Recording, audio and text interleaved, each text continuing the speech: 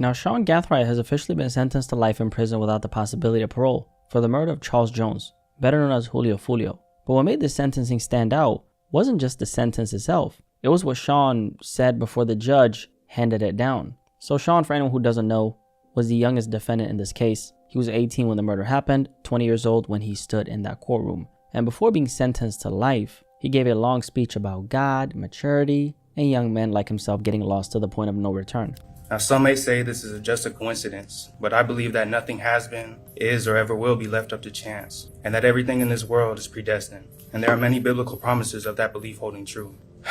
Jeremiah 1:5 says, "Before you were formed in the womb, I knew you. Before you were born, I set you apart." Jeremiah 29:11 says, "I know the plans I have for you, plans for good and not for disaster." And Romans 8:28 says, "We know all things work together for good to those who love God and are called to his purpose." And there are many more just like them. Everyone wonders how and why I ended up in a situation like this, despite growing up with a loving family, nice home, multiple opportunities, and promising potential. Some act as if it's impossible or unheard of for someone like me to find themselves in a situation like this. But in reality, it is much more common than we think.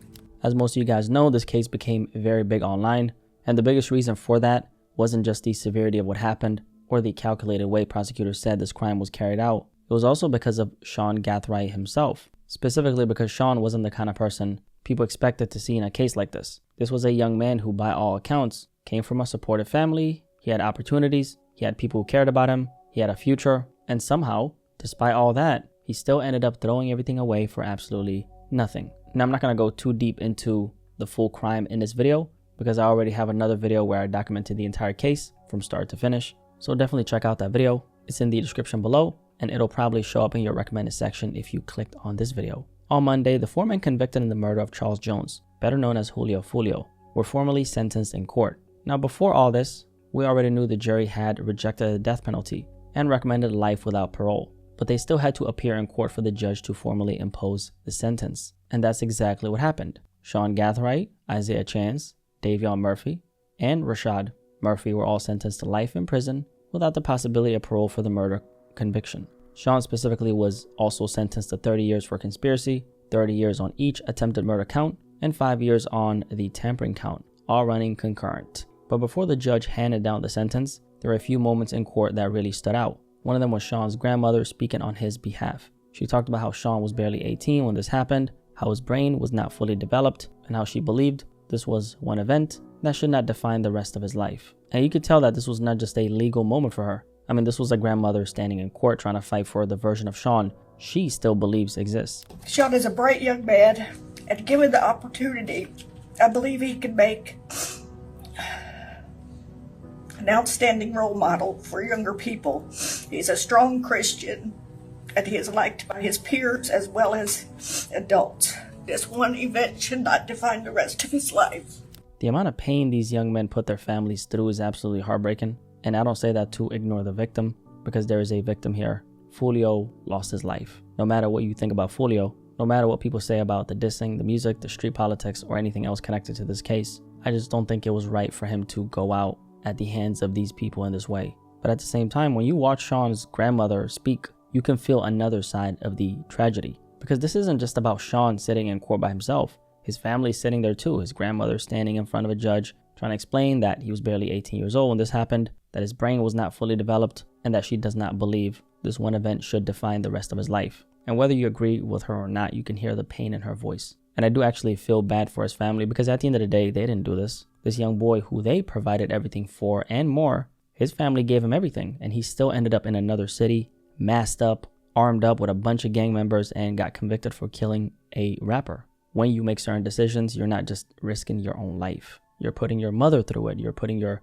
grandmother through it. You're putting your whole family through something they did not sign up for. And if you guys did not see my last video on Sean, one of the things that stood out after he was convicted was that his family actually created an Instagram page connected to him. From what was being posted, they were using the page to keep people updated on Sean, build support around him, and even raised money for an appeal. So on one side, you have a family still talking about support, redemption, appeals, and they still think that Sean can grow beyond this point. But on the other side, you have the courtroom reality. So let's talk about that. Now, when it comes to the actual sentencing, the judge wasted no time. Sean Gathright was sentenced to life in prison without the possibility of parole.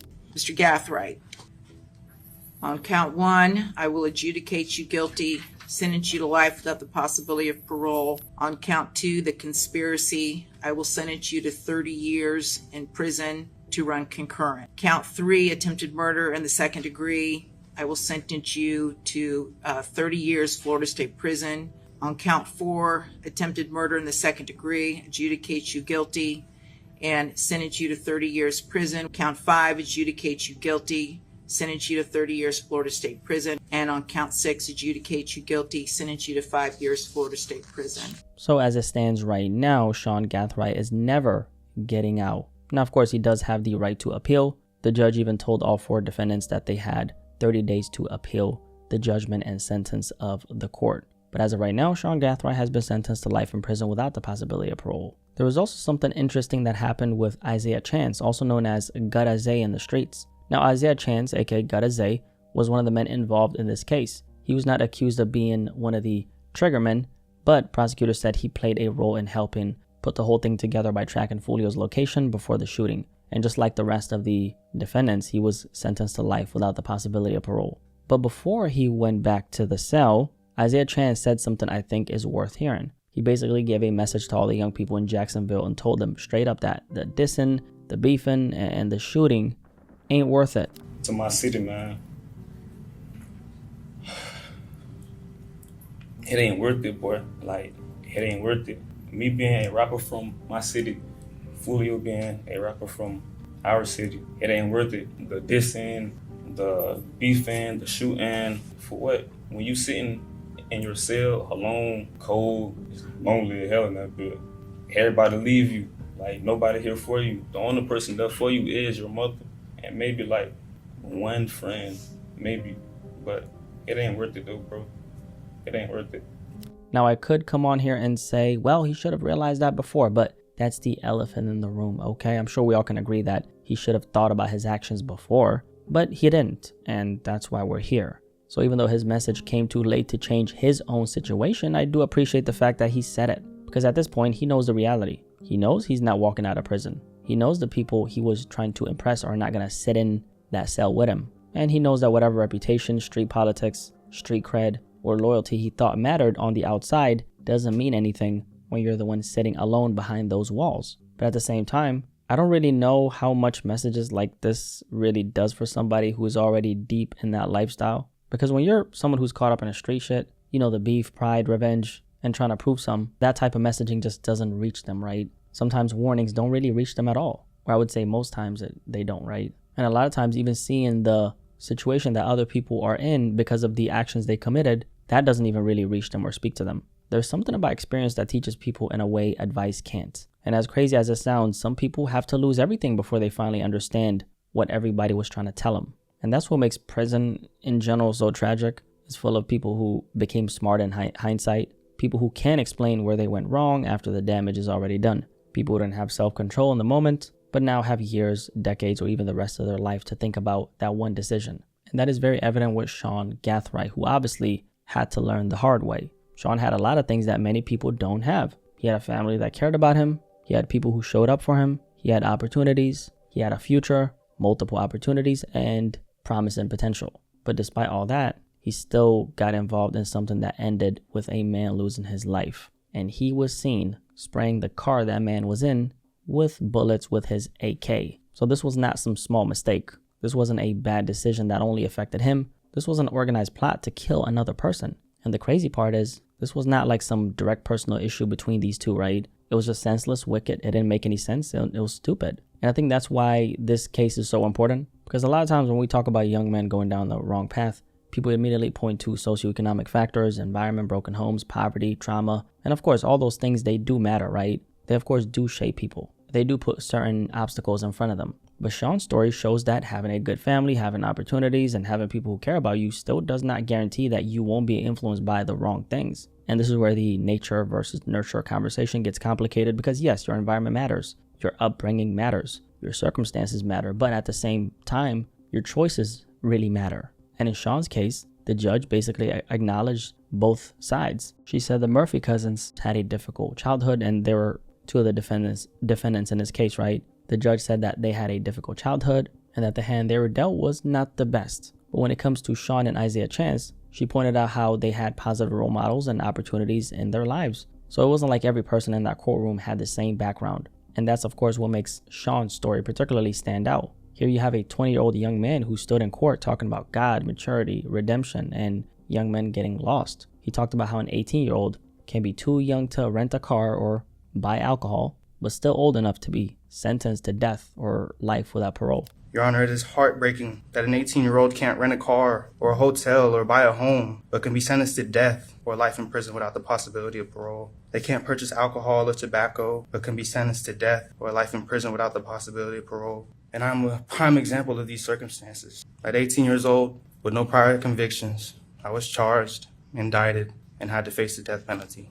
And I guess I understand the point he was making, but at the same time, if you're grown enough to take part in an act where a person's car gets riddled with bullets and you were the one holding that damn AK, then you are grown enough to face the consequences of those actions. And the reality is that Foolio is dead. 3 other people were wounded. A bunch of families were destroyed. So even if Sean was young, even if his brain wasn't fully developed, even if he had potential, none of that brings the victim back. And honestly, I don't even get the feeling that Sean has processed this entire situation. Especially listening to his speech, it felt like he understood the tragedy of his own situation. He understood that he lost his future. He understood that young men can get lost. But I don't know if he fully even took responsibility for his actions. Now, of course, even if you have been convicted based on the evidence they have against you and the case is basically done, if you say something in a moment like this that could incriminate you, obviously they're going to throw a whole bunch of other charges at you, right? So of course, there's a lot of stuff that he couldn't say. But even then, there's a lot of things that you can say to, at the very least, show that you are remorseful. All I heard from Sean was, I was young, I was immature, I came from a good family, I got lost, and now I'm turning to God. And I'm not saying those things don't matter, but at some point, somebody still lost their life, and you were complicit in that.